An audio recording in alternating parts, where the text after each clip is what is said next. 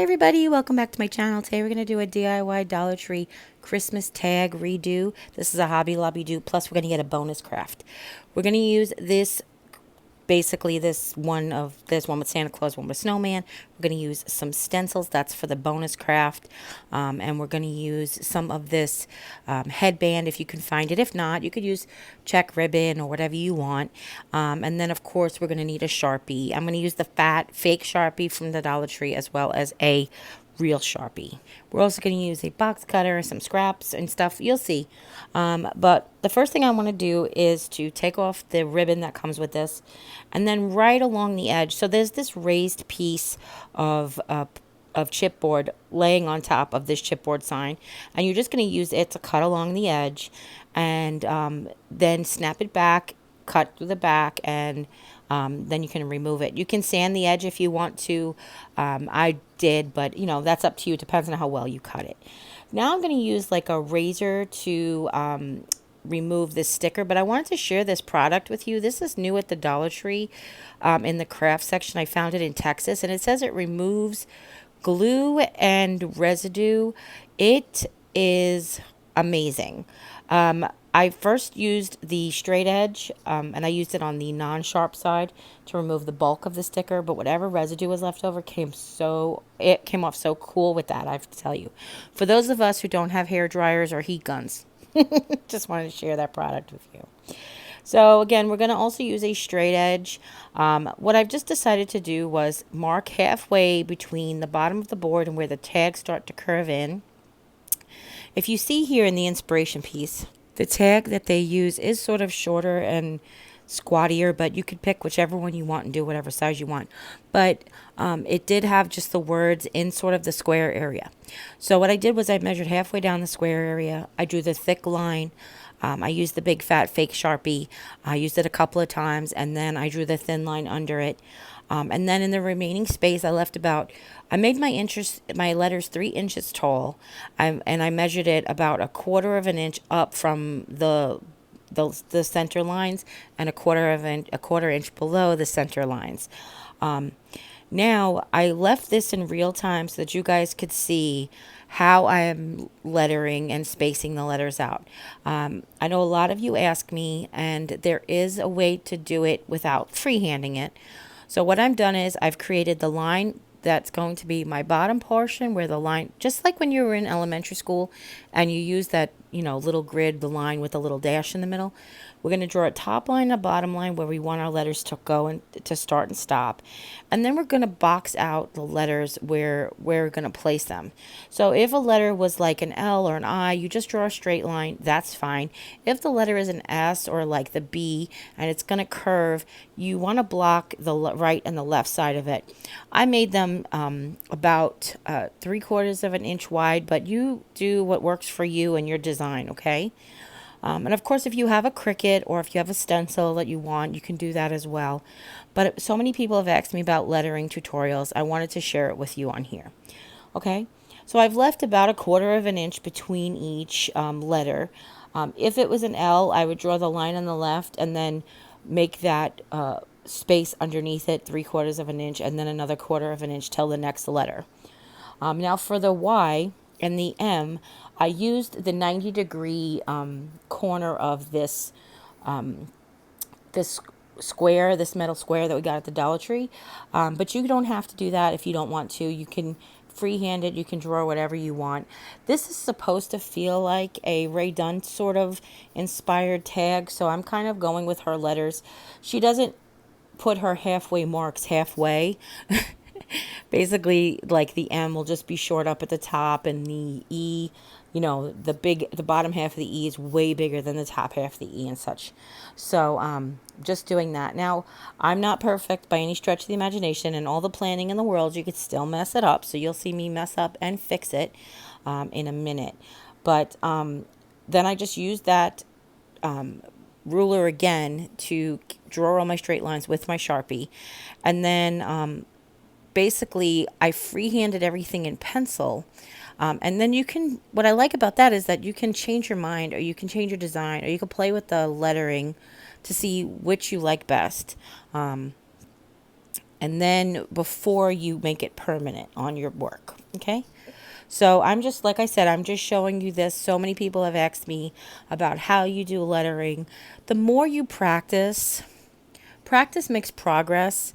It's sort of like the way I like to say it. It's also perfectly imperfect, is one of the things I like about homemade, handmade stuff. But practice makes progress. So a little bit each time that you do it, you'll improve a little bit each time that you do it. Unless you have a physical ailment that prevents you from holding a ruler or remembering, from the time before, we all learn a little bit in steps, if not all at once. Okay. Now, I'm taking an eraser. Now, this eraser is not on the pencil I used. It's a white eraser. It's a same type of pencil, but this one's out of lead. And whenever I'm erasing on white painted, I always like to use a white eraser. Dollar Tree did sell white erasers from time to time in like a pack, but this one came on the mechanical pencil. So now, what I did at the top, which I didn't really explain very well, is we spaced out the letters. What we do is we count how many letters there are. And then what we were taught in high school, in class I took in high school, was that if you're not going to put the dashes at the tops and the bottoms of letters, your I will be a half a letter, with the spaces, and your M will be 1.5 letters. So I kind of just went with that a little bit when I counted them out. And the word blessed, I'm not really crazy about my B. I've done B's a million times, and I even planned it out. And when I put it in pencil, I didn't like it. Why I left it that way, I have no idea. But I don't recommend you making your B like that. I would have made my B more like the E, where the midline was up at the top, like a little loop at the top and a big loop at the bottom. But I just messed it up. So just want to tell you, I mess up stuff too. I do. And then I just repeated those same steps with the word blessed. But now you can see here on that D where we had like skipped, I accidentally pushed the ruler when I was drawing it. And I've just taken a little bit of the white paint and I've gone back over where the marker was. And then I just blended it out on its edges so it wouldn't be like really thick. But you want to just do that a few times until you get the coverage that you want and you fix your mistake. But you don't want it to look like a big blob of paint there. All right. Now, the next step of the tag that I really liked as well is the reinforcement around the hole. So for this one, and I know we've done other ones on the channel, so you can go back and look at those videos if you want to. But for this one, I decided that I was just going to use some scrap, an empty ribbon roll. I'm going to use the top and the bottom. I lined them up and I glued them together. And I like that perfect circle in the middle. It kind of is already like manufactured for me. I took the plastic mason jars that they have at the Dollar Tree, and that's the perfect size. I feel like for these tags, so I keep using that one over and over again. But make it as big as you want around and then cut it out. Then we've done this again as well. I've just taken a couple of screwdrivers and a couple of different sizes of scissors, and I'm using them to drill a hole in the board exactly where I need it to be. And now I've taken a pencil and I've wrapped it in a piece of sandpaper just to create a round piece of sandpaper. I know that sounds silly, but I'm using that to go ahead and get off whatever extra out of that circle to make it even. You can also use this if you say your scissor didn't make the hole exactly where you wanted it and it's off to one side. You can use the sandpaper to make it more even. Now I am going to leave this two-sided because I didn't mess up the back, and I think it's really cute. Even without the word Noel on it, it looks finished the way that the Dollar Tree did this sign. So I wanted to make sure I cleaned up the back as well. I didn't put a reinforcement on the back, but you could. I just liked it, the back. It's all glittery and sparkly, and I like it that way. So then I've taken this reinforcement on the inspiration piece was sort of craft paper colored or wood. So I went ahead and I just took these tiki guys left over from our last project when we did the fall banner, the happy fall banner. I just used it, glued the two discs down. I glued them together, glued them down, and then I cut it out. And then I glued it down and cut it out again. So it would be just 4 layers of that thin cardboard. That's what I was getting to. Plus, it's that craft paper color. The hardest part is cutting the circle out of the middle. You could use your X-Acto knife.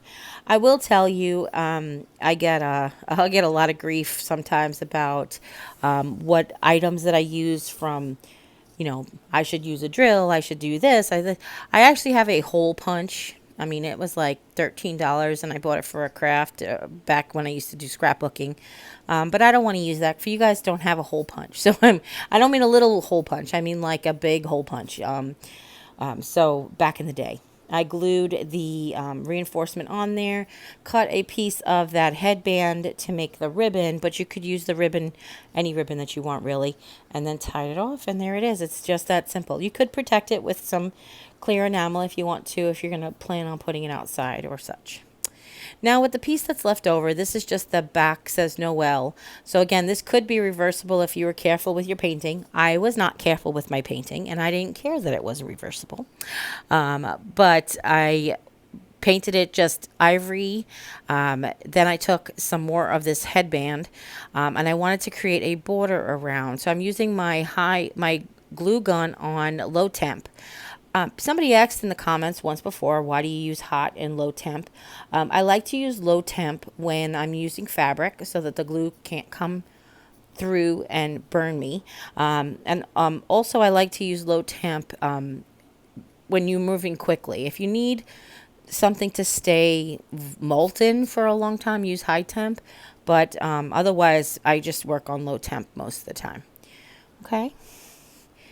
So I've just taken a bit of this headband, and I've basically created a top and bottom border, and then wrapped it around the back.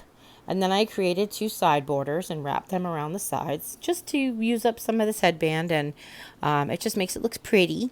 You might have paper, scrap paper, or whatever.